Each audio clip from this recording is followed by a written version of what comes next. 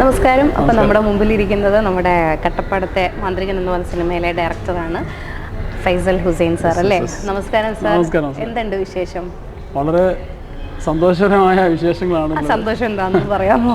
August 30 ഞാൻ ചെറുപ്പം തൊട്ടേ സ്വപ്നം കണ്ട ഒരു സിനിമ കഴിഞ്ഞ 15 വർഷമായിട്ട് അതിനുള്ള പരിശ്രമത്തിലായിരുന്നു. ഒരുപാട് ഡോക്യുമെൻ്ററി, ഷോർട്ട് ഫിലിം.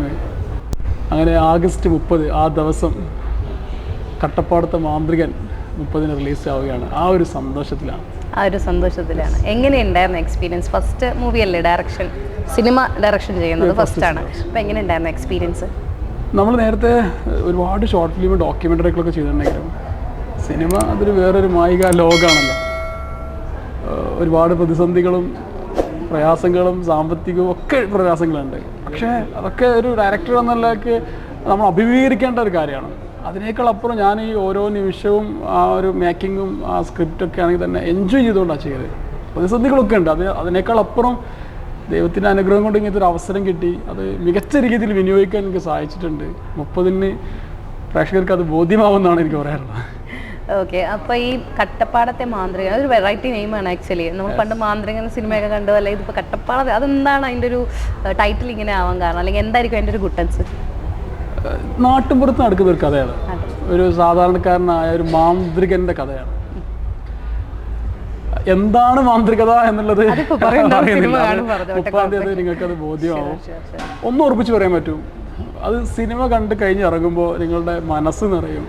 ഒന്ന് കൈയടിച്ച് ഹൃദയത്തിൽ സന്തോഷിച്ചുകൊണ്ട് തിയേറ്ററിൽ ഇറങ്ങി വരാൻ പറ്റുന്ന മികച്ചൊരു സിനിമയായിരിക്കും കട്ടപ്പാടം. നല്ല കോമഡി കണ്ടന്റ്, നല്ല കോമഡി പ്രണയവും എല്ലാം. അതെ, ഒരു നമ്മൾ കുറെ കോമഡികളൊക്കെ ഇങ്ങനെ കാണാറുണ്ടല്ലോ. അതിൽ നിന്നൊക്കെ വ്യത്യസ്തമായിട്ട് കുറച്ച് ഫ്രഷ് സാധനങ്ങൾ നമുക്ക് ഇതിലൂടെ നമുക്ക് കാണിക്കാൻ പറ്റും എന്നുള്ളതാണ് ഈ സിനിമയിൽ ഉണ്ടാവുന്നതാണ് എനിക്ക്.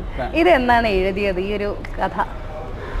യഥാർത്ഥം ഞാൻ എൻ്റെ ഏറ്റവും വേണ്ടപ്പെട്ട ഒരു വ്യക്തിത്വമാണ് വിനോദ് കോവൂര്. ഞാൻ ഇങ്ങനെ വിനോദിനെ പറയും, വിനോദ് അതിൻ്റെ അടുത്തൊരു ഷോർട്ട് ഫിലിം ഉണ്ട്, നീ വാ, നീ എന്നും ഇടയ്ക്കിടയ്ക്ക് നീ വിളിക്ക് കഥ പറയുന്നത്, നീ വാ എന്ന് പറയും. അപ്പോൾ ഞാൻ കഥ പറയും. അപ്പോൾ കഥ പറഞ്ഞ് കൈമ പറയും, എടാ നിൻ്റെ കഥകളൊന്നും ഷോർട്ട് ഫിലിം ആക്കാൻ പറ്റിയ സാധനമല്ല, സിനിമയ്ക്കുള്ളതാണെന്ന് പറയും. അപ്പം പറയും അങ്ങനെ അപ്പോൾ അത് സിനിമ എന്ന് പറഞ്ഞു. വീണ്ടും വേറെ കഥയ്ക്ക് പോയി, ഈ കഥയുമായി പോയി. വിനോദ് ഷോർട്ട് ഫിലിമാണ്, പ്രൊഡ്യൂസറൊന്നും ഇല്ല.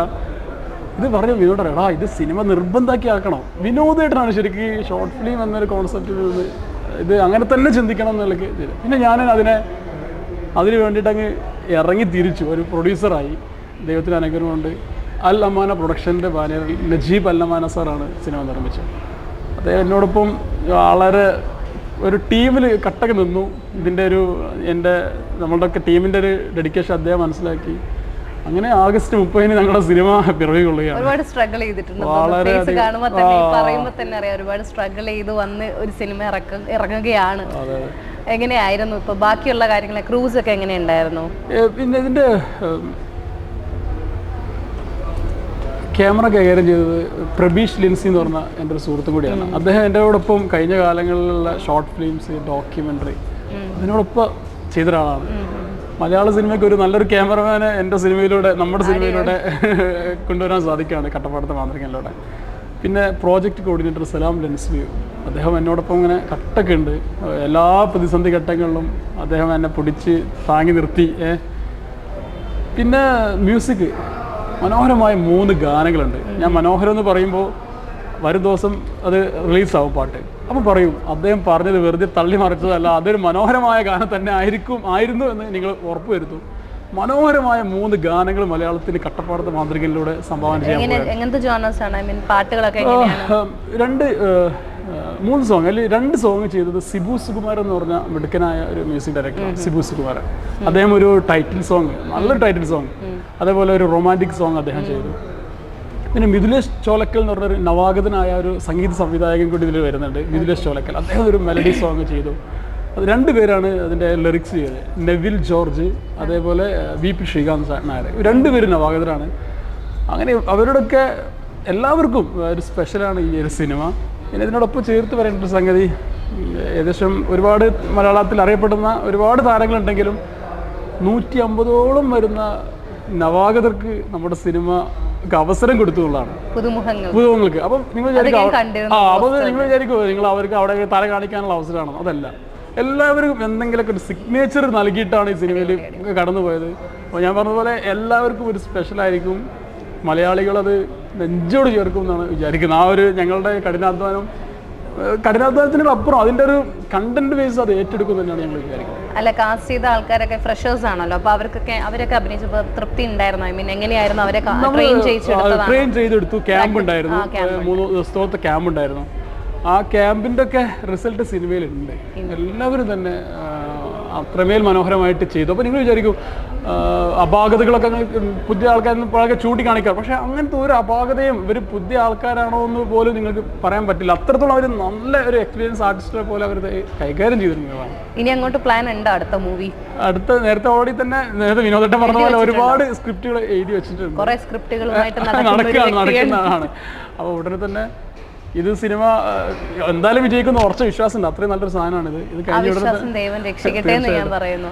അതുപോലെ ഇനി എന്താണ്, ഈ ഓഗസ്റ്റ് 30 ഫസ്റ്റ് ഷോ എന്തായാലും കാണാൻ സാറും വരും എന്ന് പ്രതീക്ഷിക്കുന്നു. അപ്പൊ അന്ന് എത്തുമ്പോഴത്തേക്കും എന്തായിരിക്കും പ്രേക്ഷകരോട് പറയാനുള്ളത്? കഴിഞ്ഞ 15 വർഷമായിട്ട് ഇതിൻ്റെ പുറകിലാണ്. സിനിമ എന്ന് പറയുമ്പോൾ വളരെ സ്ട്രഗിൾ എടുത്തിട്ടുണ്ട് ഇവിടെ വരെ എത്താൻ. അത് ആലോചിക്കുമ്പോൾ ശരിക്കും കണ്ണ് നിറഞ്ഞു പോകും. ഇതുവരെ എത്തിയ നിമിഷങ്ങളെക്കുറിച്ച് ആലോചിക്കുമ്പോൾ ഒന്ന് വിങ്ങിപ്പോവും. പക്ഷേ 30-ാം തീയതി അതിൻ്റെ ഒരു സ്വപ്ന സാക്ഷാത്കാരത്തിന് അതിൻ്റെ ഒരു തുറക്കാൻ പോവാണ്. ശരിക്കും ഒരുപാട് ആൾക്കാരോട് നന്ദി പറയണം. ആദ്യം ഇങ്ങനത്തെ ഒരു സിനിമ ചെയ്യാൻ ഡയറക്ടറോ സ്ക്രിപ്റ്റോ അല്ല, അതിനൊക്കെ പ്രൊഡ്യൂസർ നജീബ് അല്ലമാന സാറ്, അദ്ദേഹം പ്രൊഡ്യൂസറാവുന്നു, ആർട്ടിസ്റ്റുകൾ വരുന്നു, കൂടെ നിൽക്കുന്ന ഒരുപാട് ആൾക്കാർ. പിന്നെ അതിനേക്കാളപ്പുറം എന്നെ നമ്മളെ ഒരുപാട് പ്രതിസന്ധി പിന്നെ ഒരുപാട് നമ്മളെ ചില സാമ്പത്തികമായ ഒരുപാട് പ്രശ്നങ്ങൾ, ഫാമിലി സപ്പോർട്ട്, അങ്ങനെയൊക്കെയുള്ള പ്രയാസങ്ങളും പ്രതിസന്ധികളൊക്കെ മറികടന്ന് നമ്മളിങ്ങനെ ഒരേ ഫീൽഡിൽ നിൽക്കുന്നു. അങ്ങനെ സ്വപ്നത്തിലേക്ക് 30-ാം തീയതി എത്തുന്നു എന്നുള്ളത് നിങ്ങളെപ്പോലെ മലയാളികളെ പോലെ ഞാനും കാണാൻ വേണ്ടിയിട്ട് കാത്തിരിക്കുകയാണ്. തീർച്ചയായിട്ടും നിങ്ങളെ മനസ്സ് നിറയും. തീർച്ചയായിട്ടും നിങ്ങളെ മനസ്സ് നിറയും, കണ്ണ് നിറയും. സിനിമ ഒരു നേരത്തെ പറഞ്ഞതോടെ നിങ്ങൾക്കൊക്കെ സ്പെഷ്യലാവും എന്ന് വിചാരിക്കുകയാണ്. കരയല്ല, അത് ശരിക്കും അവർ നിങ്ങളെല്ലാവരും കൂടെ ഉണ്ടാവണം. ഇങ്ങനെ സംസാരിക്കാൻ പറ്റിയാൽ നന്ദി അറിയിക്കുകയാണ്. Thank you so much.